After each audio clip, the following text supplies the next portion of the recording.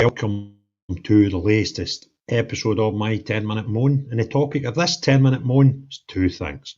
The first thing is the news story of £300,000 townhouses, brand new ones, going to asylum seekers. But more importantly than that, I'm going to reveal the big massive detail that the mainstream media who have reported on it have completely forgot to report on.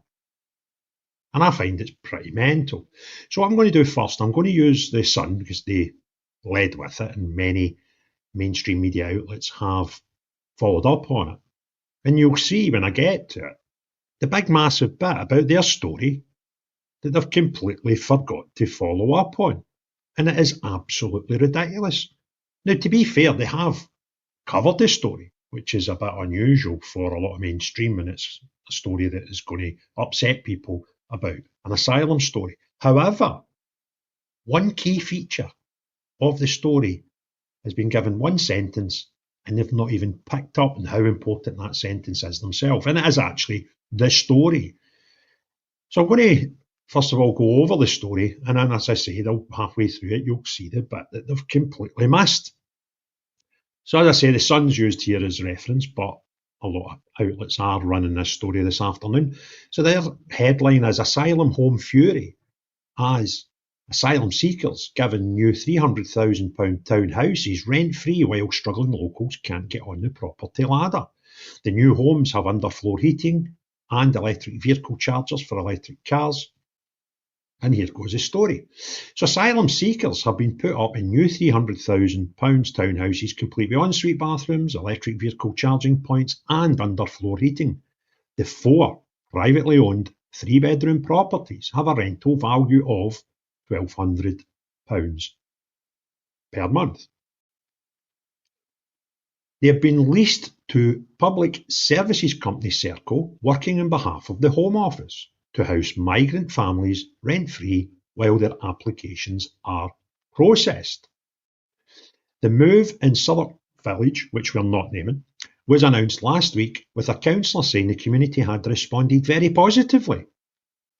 It comes as Labour seeks to close asylum hotels and put migrants into private housing. But last night, villagers demanded to know why struggling locals were not offered them and claimed they were kept in the dark, which is weird, because the council had said that the community had responded very well. Bit of a contradiction there.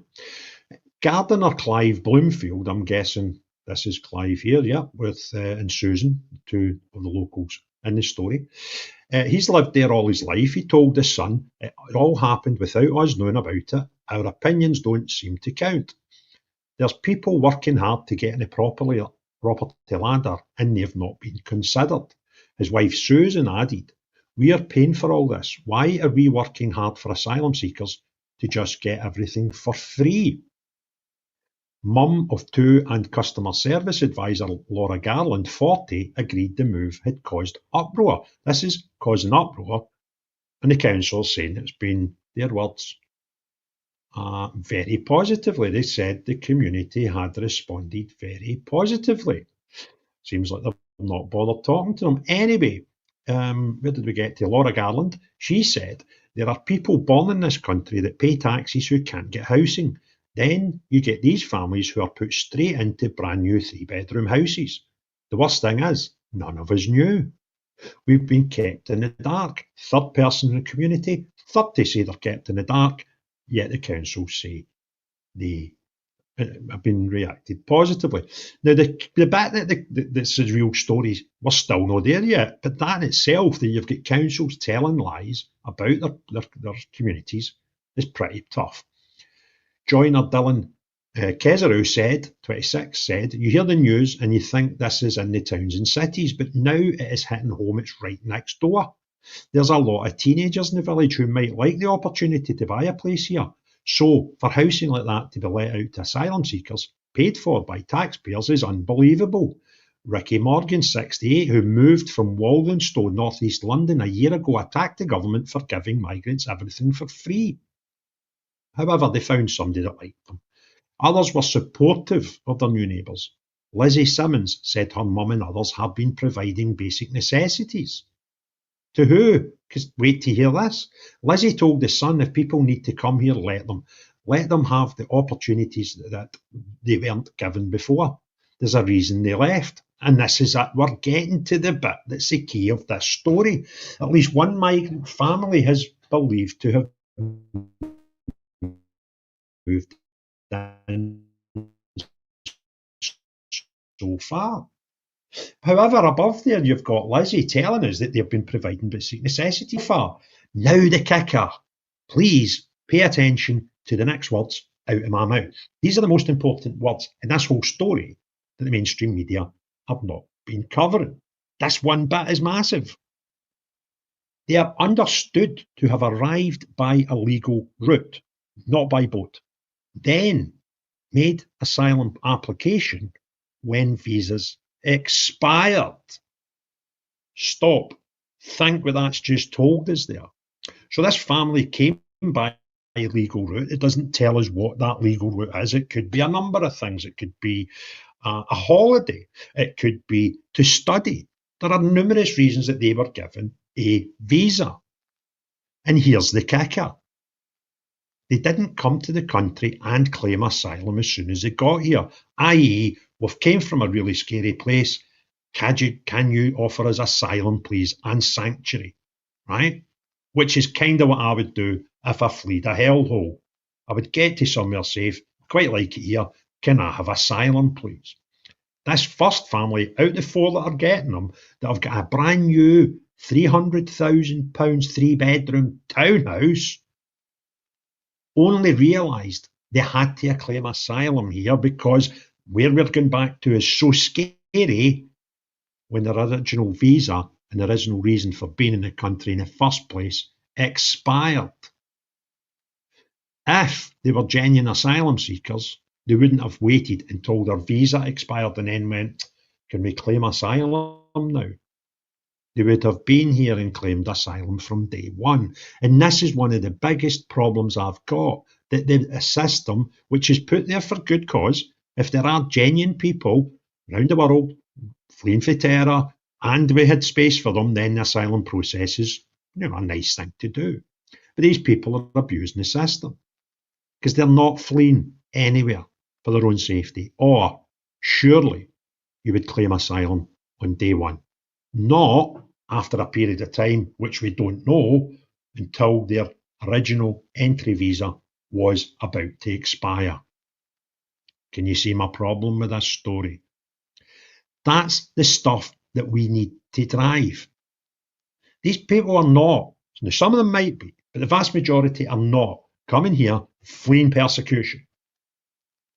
They're coming here because it'd be a bit nicer place to live. And I understand that.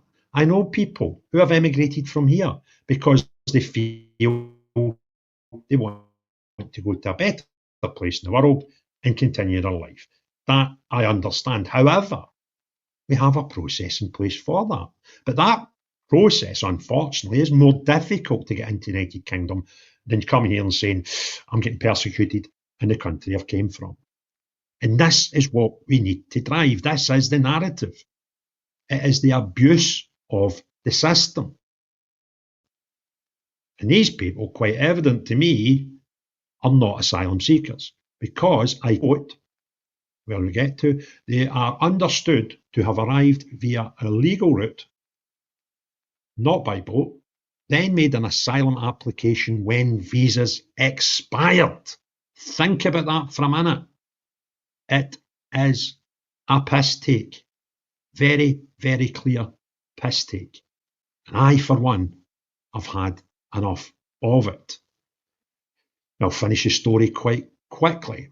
Suffolk Council's latest figures show that almost 800 people were waiting to bid for council or housing association properties last year.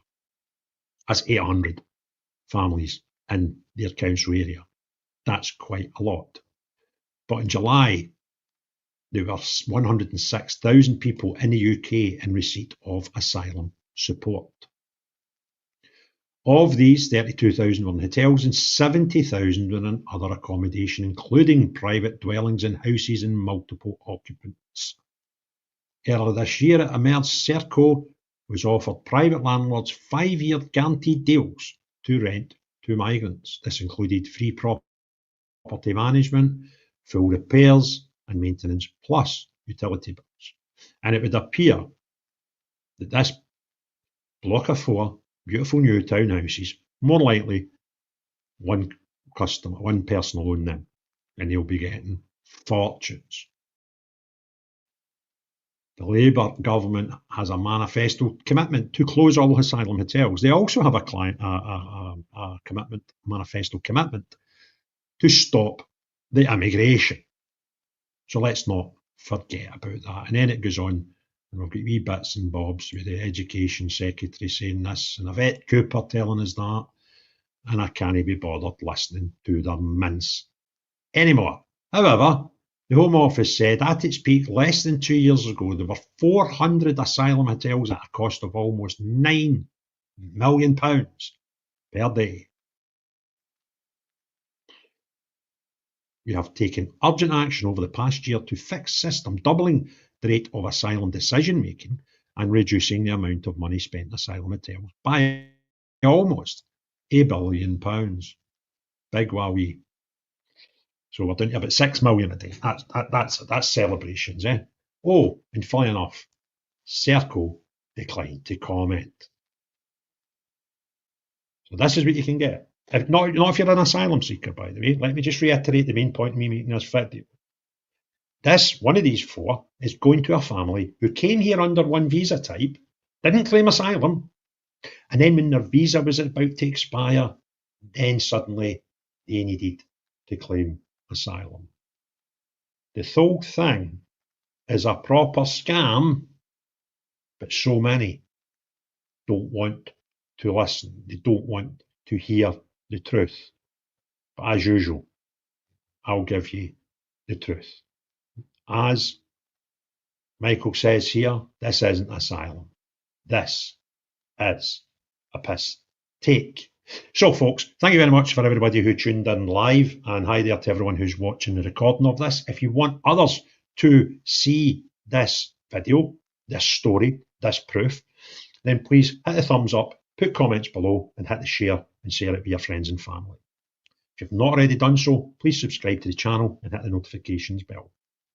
If you haven't done so already. But the most important thing of all, unless you're the type of person that wants to come here and pretend you're seeking asylum, by the way, which is also to the detriment of proper, real asylum seekers, then not you.